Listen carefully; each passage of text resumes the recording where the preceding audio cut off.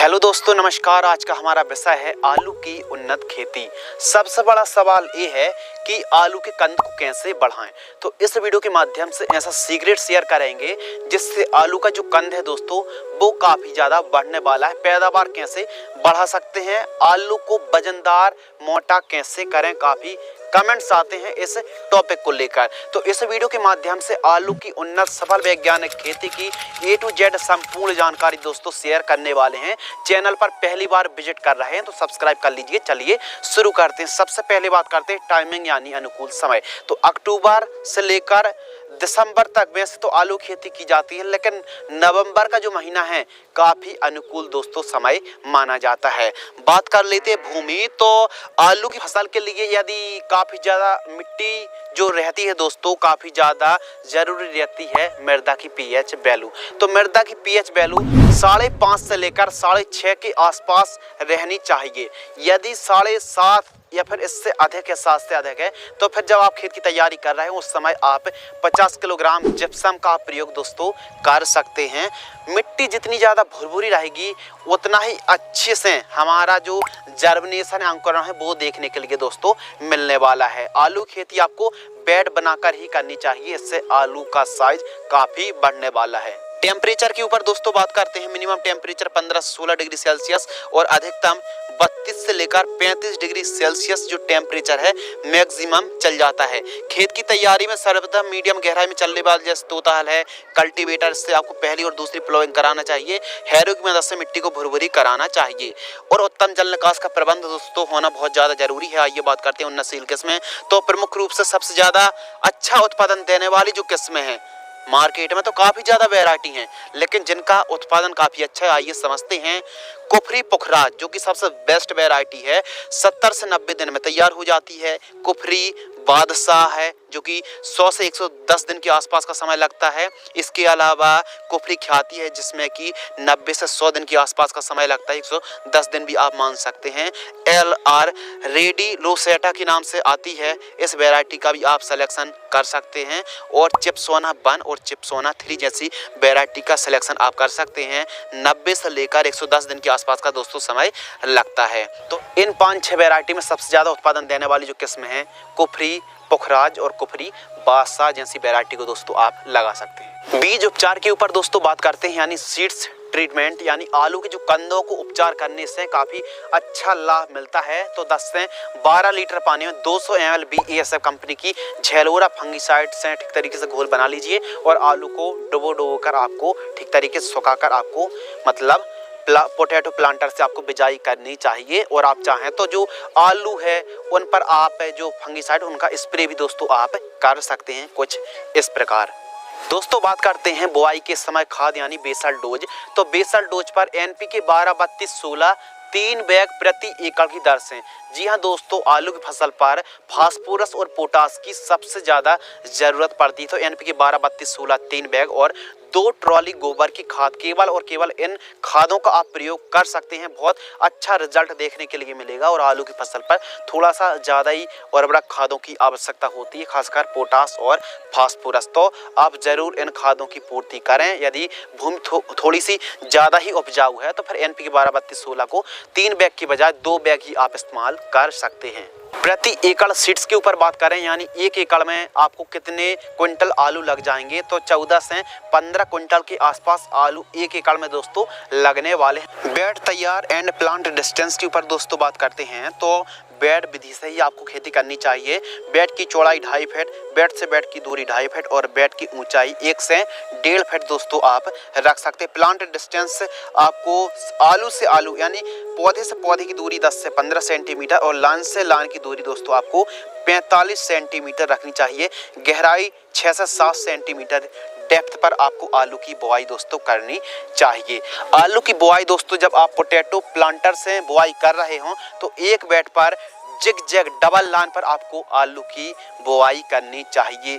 आलू बुआई की अलग अलग विधियां हैं दोस्तों, जैसे हाथ से भी आलू की बुआई की जाती है, सेमी पोटैटो प्लांटर या फिर ऑटोमेटिक पोटैटो प्लांटर से भी हमारे किसान भाई आलू की बिजाई कर सकते हैं। तो आपको एक बात ध्यान ये रखनी है दोस्तों कि आपको आलू की जो बुआई है वैड विधि से ही आपको करनी चाहिए, इससे कंद का काफ़ी अच्छा विकास होता है। सिंचाई के ऊपर बात करें तो यदि आप फ्लैट एरीगेशन से क्यारी नाली विधि से आप सिंचाई कर रहे हैं तो 8 से 10 दिनों की अंतराल पर सिंचाई करनी चाहिए। ड्रिप से खेती कर रहे हैं तो आप 2 से 3 दिनों के अंतराल पर 2-2 घंटे आपको सिंचाई करनी चाहिए। आलू की फसल पर बहुत ज़्यादा सिंचाई की आवश्यकता नहीं होती, लेकिन हाँ हल्की हल्की सिंचाई आपको करनी चाहिए।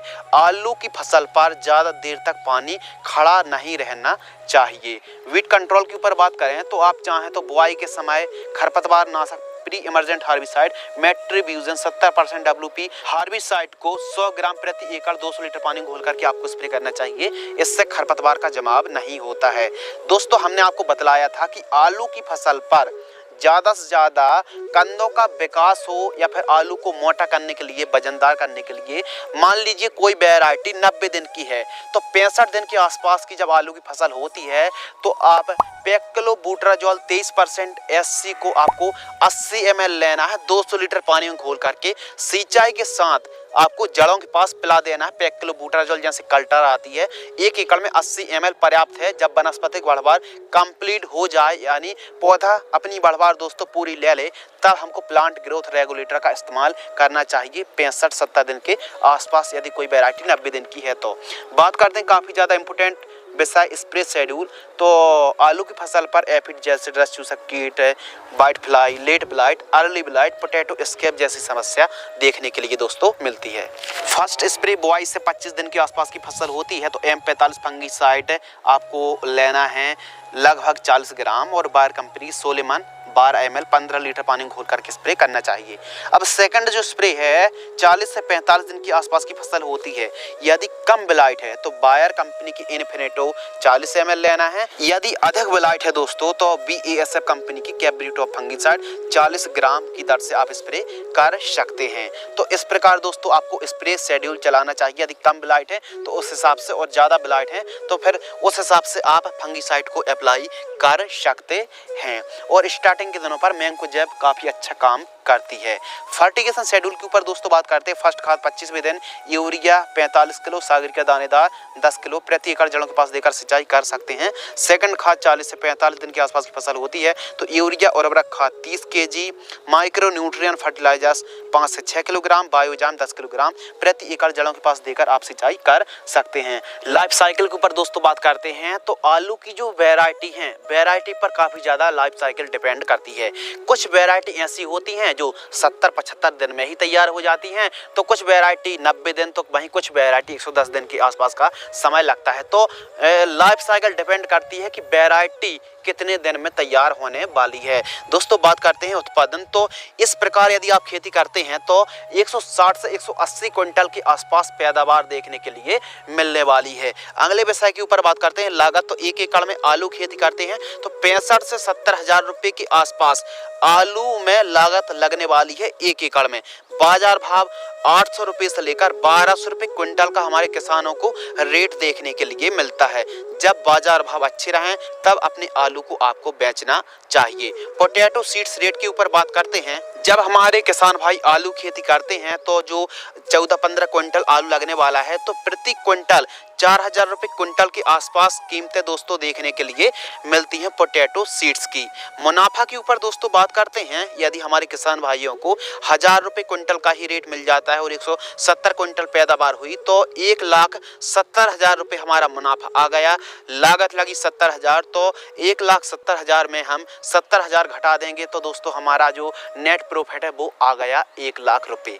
तो आलू की खेती करके भी हमारे किसान भाई काफ़ी अच्छा मोटा मुनाफा निकाल सकते हैं, बशर्ते आलू की फसल पर मोटा करने के लिए सबसे ज़्यादा जरूरी दोस्तों होता है मिट्टी को चढ़ाना। मिट्टी को कम से कम 2 बार चढ़ाना चाहिए। निराई गुड़ाई यानी मिट्टी को भी आपको कंदों के पास मिट्टी को चढ़ाना चाहिए, जो कि आप वीडियो पर इस प्रकार देख रहे हैं।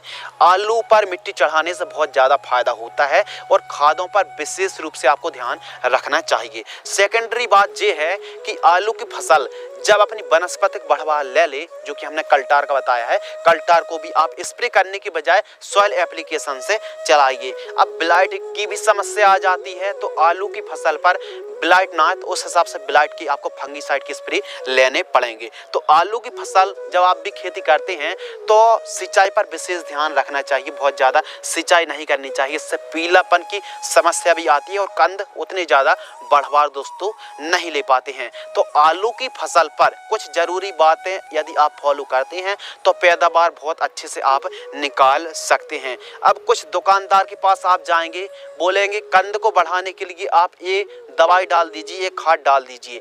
अपना विवेक और अनुभव का इस्तेमाल ही करें। यदि कम उपजाऊ भूमि है तो थोड़ा सा ही उसमें उत्पादन बढ़ सकता है, ऐसा नहीं है कि सीधा डबल हो जाए। तो कहने का मतलब ये है दोस्तों कि दुकानदारों की झांसा में ना आए और आवश्यकता अनुसार जो आप खाद दवाइयों का प्रयोग करते आ रहे हैं उन्हीं को आपको प्रयोग करना है। बेसिक सी जो जानकारी ये है दोस्तों कि ज़्यादा से ज़्यादा पोषक तत्वों की हम पूर्ति करेंगे, यानी आवश्यकता अनुसार पोषक तत्वों न्यूट्रिएंट की पूर्ति करेंगे तो पैदावार बढ़ेगी, लेकिन इसका मतलब ये नहीं है कि बहुत ज़्यादा बढ़ जाएगी। तो इसीलिए इतना ज़्यादा भी हमको लागत नहीं लगानी आलू की फसल पर। यदि भूमि बहुत अच्छी है, उपजाऊ भूमि है, तो फिर पैदावार काफ़ी अच्छी देखने के लिए मिल सकती है।